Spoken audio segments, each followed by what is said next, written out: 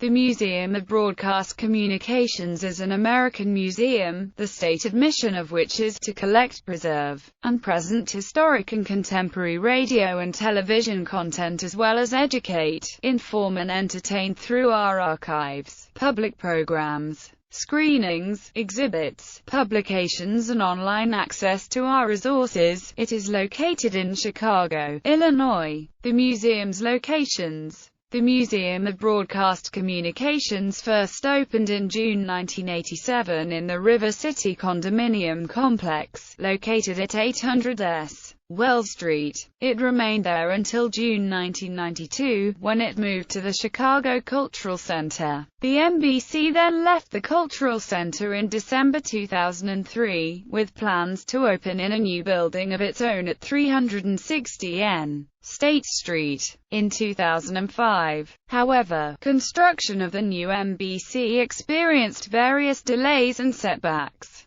with construction stopping in 2006 and the half-completed building slated to be sold in December 2008, which NBC founder and president Bruce Dumont blamed on a lack of $6 million in state funding that had reportedly been promised to the museum 3 years earlier. On November 7, 2009, Dumont announced that funding for the museum from the state of Illinois had finally been obtained and that construction would begin once again. 7 months later, Governor Pat Quinn stated that Illinois would give the NBC a capital grant of $6 million to help complete its construction. The new 62,000-square-foot NBC was back under construction in 2010. It was set to include expanded areas for collection development, 2 exhibit galleries, and working radio and television studios. The state of Illinois set a deadline of May 2011 to finish basic interior work in landscaping, but because of cold weather, the museum was given a 30-day extension on its original April 30 deadline. After being dormant for 8.5 years as a brick-and-mortar destination, the museum reopened in its new location at 360 N. State Street, on June 13, 2012, exactly 25 years after it first opened its doors.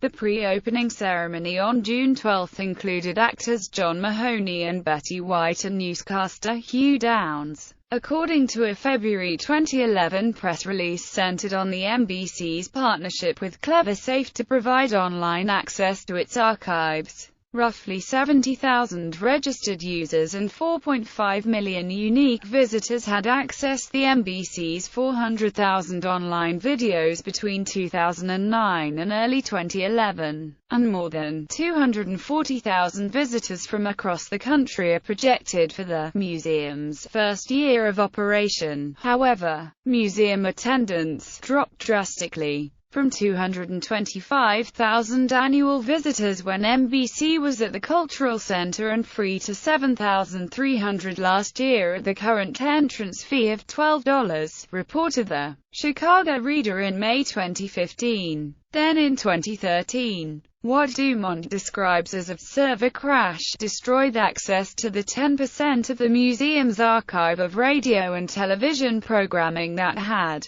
been digitized and made available to the public for free. Encyclopedia of Television. The museum's online resource, the 1997 edition of the Encyclopedia of Television, includes original essays relating to historic moments and trends, major policy disputes, and such topics as violence, tabloid television, and quiz show scandals. It also includes histories of the major television networks as well as broadcasting systems from around the world, and is complemented by resource materials, photos, and bibliographical information. The Great Debate and Beyond. Chicago hosted the first televised presidential debate between Richard M. Nixon and John F. Kennedy, on September 26, 1960, at WBBM-TV's former studios at 630 N. McClurg Court. In 2000, the NBC created an interactive online exhibition titled The Great Debate and Beyond: The History of Televised Presidential Debates. National Radio Hall of Fame. The second floor of the museum is devoted to the National Radio Hall of Fame, which has been affiliated with the NBC since 1991.